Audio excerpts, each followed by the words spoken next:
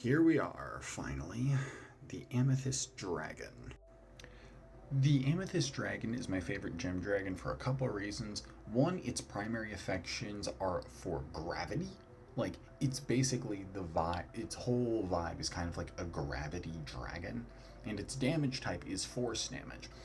Its breath weapon drops your speed to 0 if you fail its saving throw.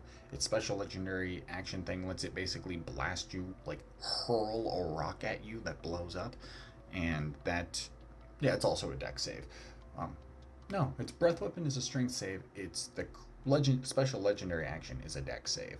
And both of them do force damage, but the breath weapon obviously does more than that. Um, its spells are nuts.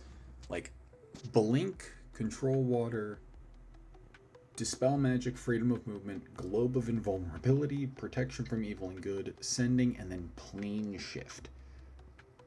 A dragon with Plane Shift feels insane. Just absurd.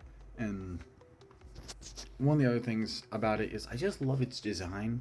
Like, this is in the same degree as the Topaz Dragon. It feels like this fucker would pop up in an episode of Power Rangers. It looks so cool. Like the way that the gems kind of like a row over its head in the style of a crown. The fact that because it's all crystalline, you can literally see through its wings. The fact that some of the floating things look like it has a claw on its tail. It's very fascinating of design. And to interact with all of these details, the Amethyst Dragon especially has an interest in the multiverse as a whole, and it feels like the physicist dragon basically, because it hoards magical items and spell books of stuff that is for allowing you to travel great distances or even between planes. It will gather books on theories about the multiverse and such, and secondarily, another fun detail, I'm not seeing, let me double check here. I don't think I saw a preferred prey thing. Yeah. It doesn't seem to have like a preferred prey like the other gem dragons. Oh, well, at least like most of the other gem dragons did. But it does have a specific creature it would have a positive interaction with, surprisingly.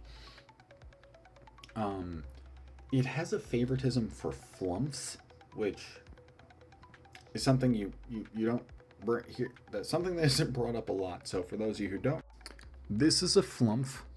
It is a passive small aberration. It's non-violent naturally, and literally all it does is it basically it will like kind of passively exist outside of, like, in places where you can find predominantly psionic creatures, like Mind Flayers, Aboleths, Githyanki, Githzerai. They're basically passive parasites. And the fact that they show up around Mind Flayers or other more wicked aberrations, but have no way of, like, Flumps are very passive creatures. Amethyst Dragons not so much. So you could straight up say that an Amethyst Dragon could go out of its way to kill a Mind Flayer colony just so it could take the Flumps that live there and keep them as pets.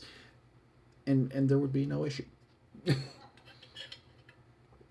It's a very fascinating thing to think on. And, like, I don't have a spectacular lot to say because I'm not seeing a lot. Amethyst dragons prefer layers near water, ideally mountain lakes, where they can take advantage of existing caves and tunnels. A layer behind a cascading waterfall is ideal, and often part of that layer is submerged, allowing the dragon to rest in water and cultivate the fish that are their preferred food, even though I'm not seeing any specifics. So it seems like they just like fish in general. So very How to Train Your Dragon-esque. Once they're adults, they're also capable of casting legend lore once a day. That's scary. This is definitely feels like, just like how the gold dragon felt like the big deal one out of all the metallic dragons. The Amethyst dragon feels like the big deal kind of one, which makes sense. The Amethyst dragon's lodestone, which is, let me, supposedly like right under here somewhere, basically where its sternum would.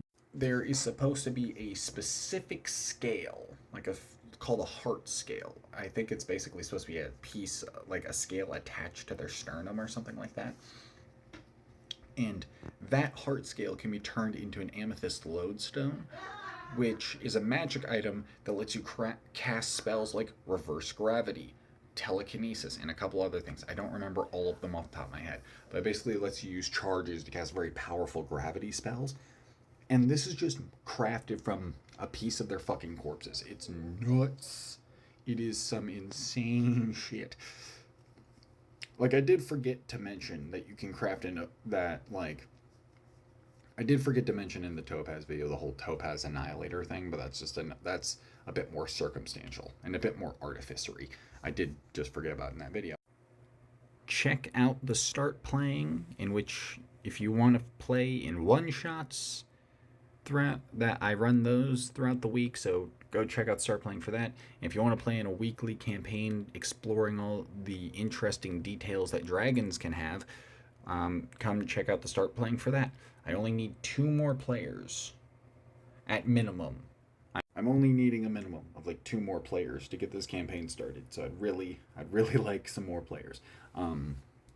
Other than that, this is the last of like the hard categorized dragons. Like, I'm done with chromatic, metallic, and gem. So I just have a couple outliers, and then I think I'm gonna have to do these series of the different monster type or something. Or maybe I'll just run down the list with Fizzbonds and just go through that whole deal. But until then,